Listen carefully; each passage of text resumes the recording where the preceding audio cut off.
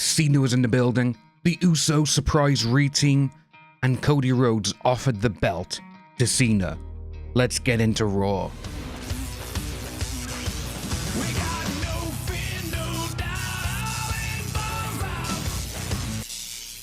Raw came to us from Glasgow, Scotland, folks, and it was actually a really good show. But we started off the show with a chorus of boos as CENA made his way to the ring. CENA has always been a god on the mic, but it looks like the guy's just gone Ultra Saiyan mode as he is ripping everything to shreds in his path, and it's just so damn entertaining. He recalls back to the kid he singled out last week, which was also funny, but then he called the WWE fans horrible people. This is what you've got. This is the only thing that you've got. You have a sad life. You wait for this, and that is it. This is the CENA that we've been waiting and wishing for over a decade, and it's finally here. Apart from calling the fans horrible people and they all have these sad lives, he then recalls the fans nothing but rats in cages, and that this whole time he's been with them has been an experiment. The crowd has showed what these people are to John Cena. He also brought up the spinner belt as well, and that they only did that for merchandise sales, which is absolutely hilarious. But then he said something intriguing. He is going to ruin wrestling. What he said he's going to do, he's going to win the championship at WrestleMania and then retire with it. He's going to make everyone forget who Ric Flair is. Then, as we all knew it would happen, Cody Rhodes walked out and tells Cena that he will need to take the belt from him and he's not just going to give it up. It was another great segment from Cena, but another thing we also had, Rhodes placed the belt between them and said, if you want to fight, let's go. That was actually really good because it does show, I think at Mania we're going to see more of a brutal kind of fist fight instead of a wrestling event. That's what I think we're going to see in the main event. Next up was Jey Uso and his mystery partner taking on A-Town Down Under. Obviously A-Town came out first, then main event Jey yeeted all the way to the ring, and he stopped. But then who turns up as his partner? None other than his brother Jimmy, baby. It was a good old Usos tag match. It was a solid and very entertaining match that actually opened up the show. As we normally have with the Usos, we did get some great high-flying spots and entertaining bits. But A-Town did get the advantage after a slip-up, but Jey hits the spear and with Jimmy, performs a 1D and gets the win. Now over the last couple of weeks, we have seen Gunther just coming up, grabbing Jey. That's it. Sleeper hold, sleeper hold, sleeper hold. And to be honest with you, it is so boring. But with this one, it kind of went a little bit different. Gunther appeared, he actually took out Jimmy with grabbing his feet and throwing him to the outside. So with that there, Jey and Gunther started the brawl. Jey went for a spear, but he trips. Now with this, you can see that they are obviously trying to capitalize on the botch that Jey did last week. I'm all for it, but Jimmy made the save with a chair shot as Gunther makes his way out. Match rating, 3.5 out of 5. Next up, folks, we had the Women's Intercontinental title match between Lyra Valkyria and Raquel Rodriguez. The match was very entertaining. We had some good spots and good bumps, with especially nice looking diving leg drop from Valkyria onto Rodriguez. Rodriguez did a big boot to Valkyria when she came off the top rope, which looked incredibly painful just from the bump that she took on it. And obviously, Liv did get involved and she put Rodriguez's foot on the ropes to save near pinfall. As Rodriguez was going for a bomb though, Valkyria rolled her up into a small package and got the win. Good entertaining little match. Obviously, we knew it was going to happen. Liv jumped in and her and Raquel started beating Valkyria up. But we then had some great news. Bayley came all the way down to the ring and she helped Valkyria clear the ring. It was great. Wouldn't surprise me if we see these four have a tag team match either next week or at Mania. I think that's what it's building to. Entertaining match with a score 3.5 out of 5, guys. The same as the Usos versus A-Town. After the Intercontinental match, we did have a little backstage segment with the Usos. Jey was just sitting on the stairs and you could see that he wasn't looking or feeling himself. You could tell that, almost like he just felt ashamed and that he was scared. Obviously, Jimmy came down. He did make fun of Jey for the dive mishap last week. But then he says, this Jay cannot beat Gunther, but the main event Jay can. The main event Jay who won the Rumble can beat Gunther. With this as well, Jimmy then stood up and we see that Gunther was walking past and Jimmy got in his face. And it was actually really nice to see that Jimmy was sticking up for his brother, but Jimmy, he slapped Gunther in the face and then said, "Next week on Raw, it's me and you." So I'm looking forward to that match.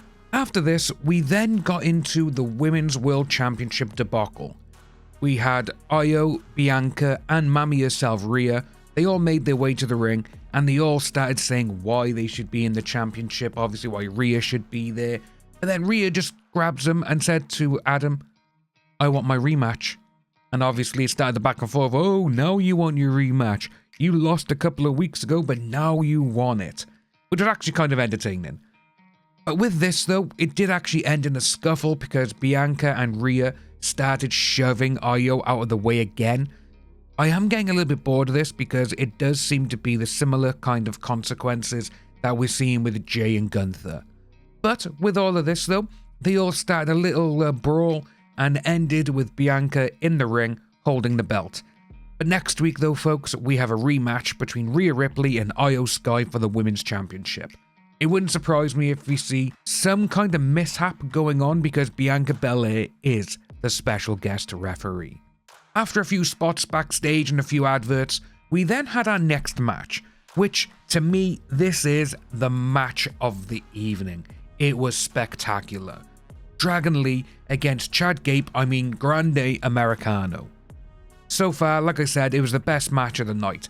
Even the crowd was chanting "This is awesome."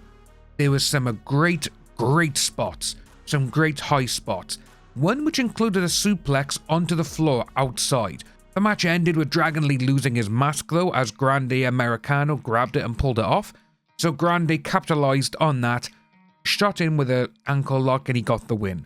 4.3 out of 5. Best match of the night. We then had CM Punk making his way to the ring to the roaring crowd, chanting his name and singing along to Cult of Personality.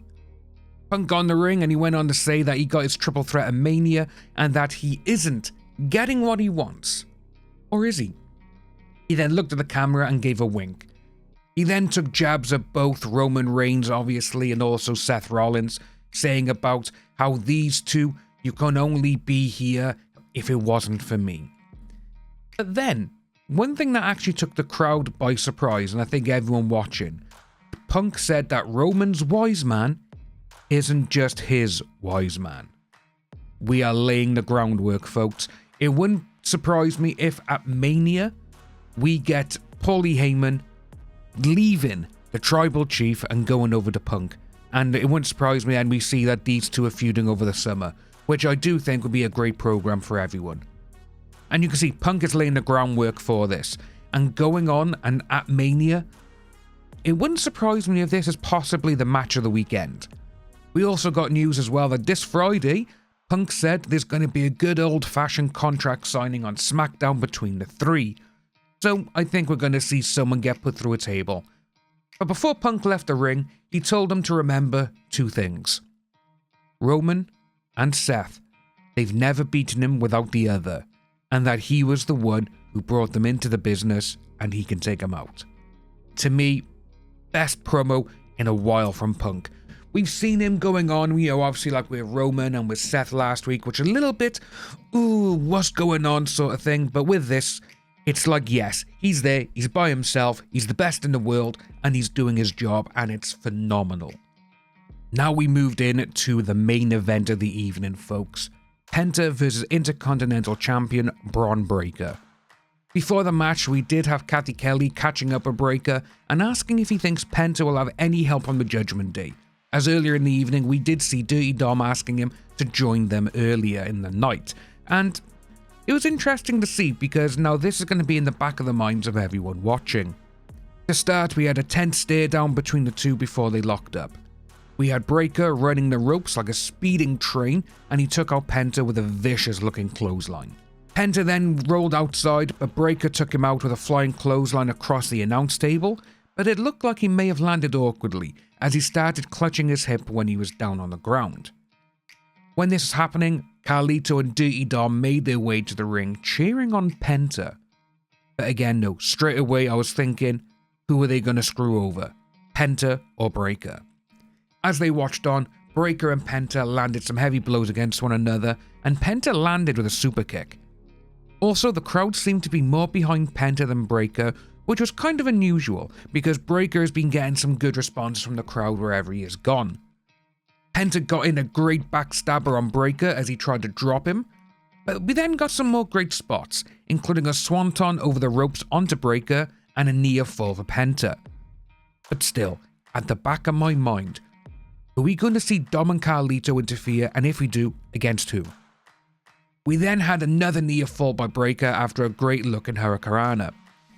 But then Dom and Carlito got involved and the match was ruled a DQ. As Breakker was beating up Dom, Finn Balor appeared out of nowhere and slammed a few chair shots into Breakker, knocking him to the ground. Dom then took the chair and he started doing it to Breakker as well. But then, this was the interesting part.